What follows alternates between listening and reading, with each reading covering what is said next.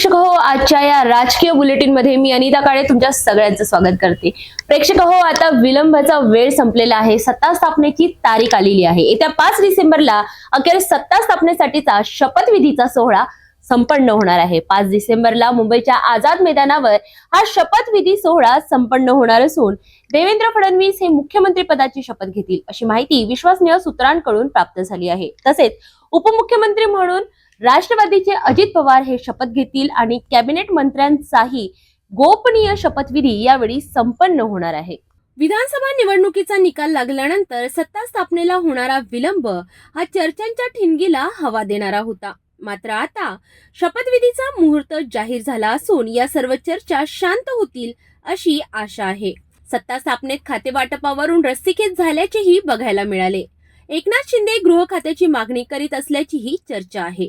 गृह खातं मिळालं तरच उपमुख्यमंत्री पद घेईल असंही ते म्हणाले।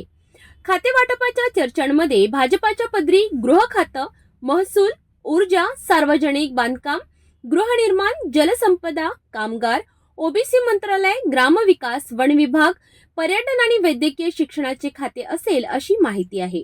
तर राष्ट्रवादीकडे उपमुख्यमंत्री पदासह अर्थ खातं, सहकार, कृषी, अन्न नागरी पुरवठा, अन्न आणि औषधी प्रशासन, मदत व पुनर्वसन, पर्यावरण, युवक कल्याण आणि क्रीडा तसेच महिला व बाल कल्याण खातं असेल अशी चर्चा आहे। तर शिवसेनेकडे नगर विकास, उद्योग, शिक्षण, परिवहन, सामाजिक न्याय, आदिवासी विकास, पाणी पुरवठा, पशुसंवर्धन, दुग्ध विकास, आपत्ती व्यवस्थापन, माहिती व जनसंपर्क आणि माहिती व तंत्रज्ञान ही खाते असतील।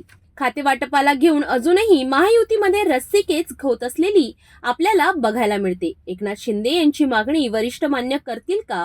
शिवसेनेच्या वतीने उपमुख्यमंत्रींचे नाव अधिकृतपणे अद्याप समोर आलेलं नाही। येत्या 2 तारखेला अधिकृत मुख्यमंत्री आणि उपमुख्यमंत्री यांच्या नावाची घोषणा महायुतीकडून होणे आहे।